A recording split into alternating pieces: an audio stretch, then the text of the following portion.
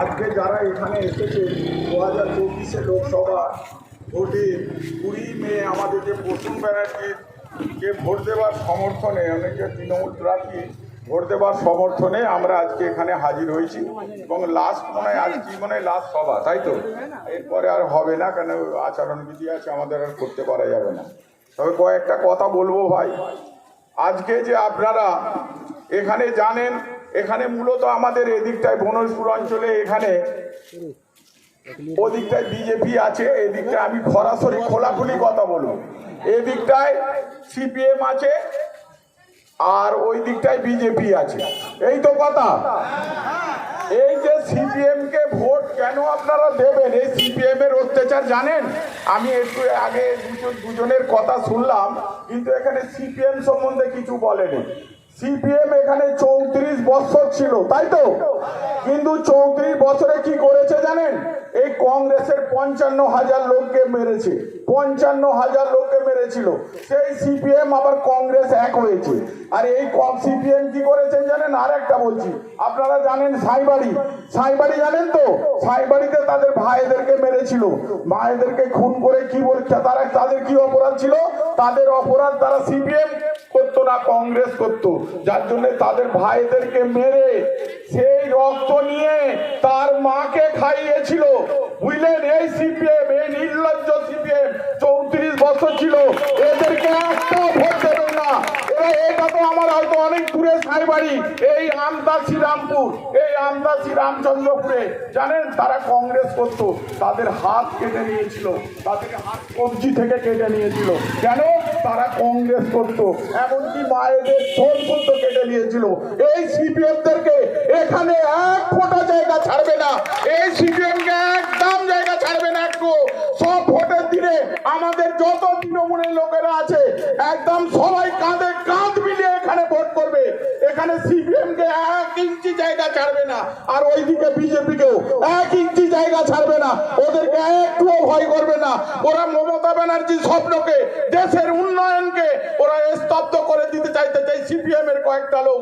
আমি একটা ছোট কথা বলবো, আমার পাড়ায় জানেন, আমার পাড়াতে একটা ঘর ছিল, সেই ঘরেতে আমি 4-5টা তৃণমূলের চুন করে আমি লাগিয়েছিলাম, ফুল লাগিয়েছিলাম, লিখেছিলাম। সেটা কি করেছেন জানেন? এই 2-1 দিনের মধ্যে সেই লোকটা গরিব, তাকে বলেছে তোমার ঘরের পিছনটা ভিতরিটা আমি প্লাস্টার করে দিচ্ছি। সে গরিব মানুষ বলে ঠিক আছে প্লাস্টার করে দাও। তার মানে তৃণমূলের লেখাগুলোকে যাতে মুছে যায়, প্লাস্টার করে তাতে চুন করে তাতে ফরওয়ার্ড ব্লক লিখে দিয়েছে। এই নির্লজ্জ ব্যয় একটা ঘুরতেছে এইখানে মৃত্যু চা দোকানে বসে দুবেলা তৃণমূলের গায়ে তৃণমূলের বিরুদ্ধে করতেছে।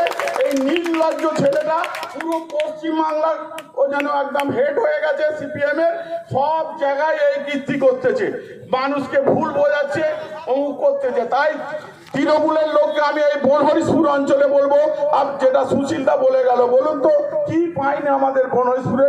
হয়তো কারো ত্রুটির জন্য, কাগজের ত্রুটির জন্য কেউ পায়নি, কিন্তু আমাদের সব লোকই উন্নয়ন পেয়েছে। মমতার এমন একটা প্রকল্প নেই যে তার বাড়িতে যায়নি। আপনারা জানেন আমাদের বয়সটা বেশ হয়েছে, আমরা দেখেছি আমাদের বাড়িতে রেশন কার্ড থাকতো, সেই রেশন কার্ডে কিন্তু আমরা মাল পেতুনি, ওই রেশন কার্ডটাই বাড়িতে পড়ে থাকতো। পুরো সময় 50 করে চাল দিত এই বামফ্রন্ট সরকার। এই কথাটা আমি মিথ্যে বলিনি, আপনারা জানেন তো। আগে চাল দিত, কম দিত, কিছু দিতনি। কিন্তু আমাদের মমতা ব্যানার্জি কি দিচ্ছে? এক একটা লোককে 5 কিলো করে মাল দিচ্ছে, এবং এই টাকা আগে কেন্দ্রও দিত একটা ভাগ, কিন্তু এখন আর দেয়নি। দেখছেন না আপনারা, আটায় নবরং লেখা আছে, আটাটা কোথায়? 5 তলার এখান থেকে নেয়। এই টাকাটা কিন্তু শোধ করে আমাদের মমতা ব্যানার্জি। মমতা ব্যানার্জি পুরো টাকাটাই দিয়ে কন্ট্রোল দিচ্ছে আমাদেরকে, নরেন্দ্র মোদী আর দেয়নি। আজকে শুনেছেন, আজকে অভিজিৎ গঙ্গোপাধ্যায় যে কথাটা বলেছে, এই বর্বর নির্লজ্জ বিজেপির জন্য অভিজিৎ বন্দ্যোপাধ্যায় বলেছে, মমতা ব্যানার্জি তোমার দাম কত? 2 লাখ, 4 লাখ না 10 লাখ? কত বাজে কথা বলো। এরা কি না করতে পারে। এরা যদি আমাদের সরকার চলছে, এখানে আমাদের সব কিছু এখানে চলছে, অথচ আমাদের মুখ্যমন্ত্রীকে এরকম বাজে কথা বলতেছে। এই বিজেপির বিরুদ্ধে সকলে এখন। আর এই গুণরপুর অঞ্চলে সিপিএম কে একটাও ভোট এইখানে দেবে না। এই দিকের এলাকার লোক সিপিএম এর যারা এজেন্ট হবে, সিপিএম এর যারা মেন লোক হবে বোঝাবে, ওই এই দুদিন আর আছে, শনিবার আর রোববার, এই দুদিন কিন্তু আর একদম ছাড়াছাড়ি নেই। সব কাজ ছেড়ে প্রত্যেকটা লোক আমাদের তৃণমূল ভাইরা যারা নেতৃত্ব দাও, লিডার দাও, তারা গ্রামে গ্রামে ঘুরে একটাও ভোট যেন অন্য জায়গায় না যায়, পুরো ভোটটাই যেন আমাদের তৃণমূলে পড়ে। 2 নম্বরে আমাদের প্রার্থী দাঁড়িয়েছে প্রসূন ব্যানার্জি, বটন টিপে ভোটটা করবে। আর আমাদের প্রত্যেকটা লোক যেন সতর্ক থাকে ওই সিপিএম এর কাছ থেকে। এই সিপিএম এর হারমাত বাহিনীরা এখানে পাড়ায় পাড়ায় কথা ঘুরতেছে, ঘুরে লোককে বিরক্ত করতেছে, লোককে ভুল বোঝাচ্ছে, এটা যেন না করতে পারে। এই কথা বলে আমি আমার বক্তব্য শেষ করছি। তৃণমূল কংগ্রেস জিন্দাবাদ, মমতা ব্যানার্জি জিন্দাবাদ, গুলশান মল্লিক জিন্দাবাদ, আব্দুল মমিন মল্লিক জিন্দাবাদ। ধন্যবাদ আমাদের রায়ন মোল্লা সাহেবকে। এখন সংক্ষেপে কিছু বক্তব্য রাখতে আমাদের এখানকার স্থানীয় মেম্বার ইউসুফ খান। ধন্যবাদ আমার সঞ্চালক এবং আমার গুরু আব্দুল মমিন মল্লিককে এবং যারা আছে সকলকে জয় বাংলা। যাক, এই 20 তারিখে আমাদের এখানে ইলেকশন হবে। আমি কিছু অল্পই বলতে চাই গ্যারাंटी ব্যাপারে। এই আমাদের नरेंद्र मोदी गारंटी, बोले ये मोदी का गारंटी है। क्या गारंटी है तुम्हारा मोदी?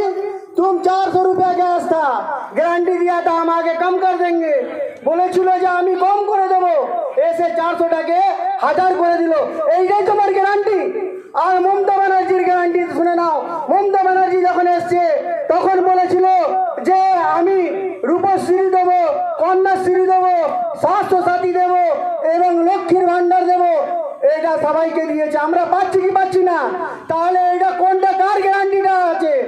যে গ্যারান্টি সফল আছে তার সাথে আমরা চলবো, কি যে গ্যারান্টি ভাঁওতাবাজ, দাঙ্গাবাজ, ঝুট্টা, তার গ্যারান্টি আমরা চলবো। এসে এখানে এসে মা ওর বাহিনাও আর ভাইও এই বলে মানুষকে মানে উল্টো পাল্টা বুঝিয়ে এখানে একরকম কথা বলে, ওখানে একরকম কথা বলে। যে প্রধানমন্ত্রী, তার কথার কোনো দাম নেই, এখন কি বলছে পরে কি বলছে সেটার কোনো দাম নেই। এই প্রধানমন্ত্রীকে কেউ চিনতে না ভারতবর্ষের। ও দাঙ্গা লাগিয়ে, গুজরাটে দাঙ্গা লাগিয়ে তারপরে ওর পরিচয় হয়েছে। তাই এই প্রধানমন্ত্রীর পরিচয় হলো দাঙ্গাবাজ প্রধানমন্ত্রী, দাঙ্গাবাজ বিজেপি সরকার। তাই ও আবার আমাদের ঘরে দেখায় যে আমার गारंटी मोदी का गारंटी है। अरे क्या गारंटी है? पेट्रोल का दाम था 60 रुपया, तुम आके बना दिया 120 रुपया, कम कर दिया 20 रुपया, बोलता है कि हम बहुत कम कर दिया। अरे मोदी, তুমি ভাবো আমি অনেক চালাক, কিন্তু এখানে মানুষ সব বোঝে। এইটা পশ্চিম বাংলা, তুমি সব জায়গায় দাঙ্গা লাগিয়েছো, দাঙ্গা লাগিয়ে ফায়দা তুলেছো। এই পশ্চিম বাংলার আমরা সবাই একসঙ্গে থাকি, বাঙালি, আমরা হিন্দু ভাই, মুসলিম ভাই, শিখ ইসাই সবাইকে নিয়ে মমতা ব্যানার্জি চলে। আমরা এখানে সবার সাথে মিশি, সবার অনুষ্ঠানে আমরা যাই, সবার পরবে আমরা যাই, সবার উৎসবে আমরা যাই। তাই মমতা ব্যানার্জি বলেছে তো উৎসব সবার, আর ধর্ম যার যার, উৎসব সবার। তো তুমি এখানে চাপিয়ে দিতে চাও যে মানে দুর্গা পুজো করবে, তাই নাই, তুমি বলবে এখানে রামের পুজো করবে। তুমি ধর্মগুরু এসে গেছো, তোমাদেরও যে যারা মহাপণ্ডিত আছে তাদেরকে মানলে না, তুমি রাম মন্দির করতে গেছো।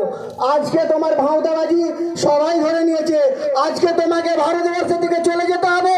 ভারতবর্ষ থেকে তোমরা যেমন এখান থেকে পশ্চিমবাংলা থেকে 34 বছরের রাজ করেছিল সিপিএম সরকার, তার অত্যাচার মানুষ সয়ে একদিন ও হুশ করে নেমে গেছে। কিন্তু ও বুঝতে পারছিল না যে আমিও চলে যাবে। তাই এখানে তোমারও যাওয়ার টাইম হয়ে গেছে। তুমিও বেটা বুঝতে পারবে না যে আমিও চলে যাব, তোমার অবস্থা খারাপ। এখন তোমার গলায় একদম নরম সুর বের হচ্ছে যে আমি এই কথা বলি না, ওই কথা বলি না। তোমার ব্যবহার আর তোমার চরিত্র, তোমার পরিচয় সারা ভারতবর্ষে বুঝে গেছে। তো এখানে আমরা গ্যারান্টি সরকার চাই না আমাদের এই ভাঁওতাবাজ দাঙ্গাবাজ ঝুট্টা সরকার চাই?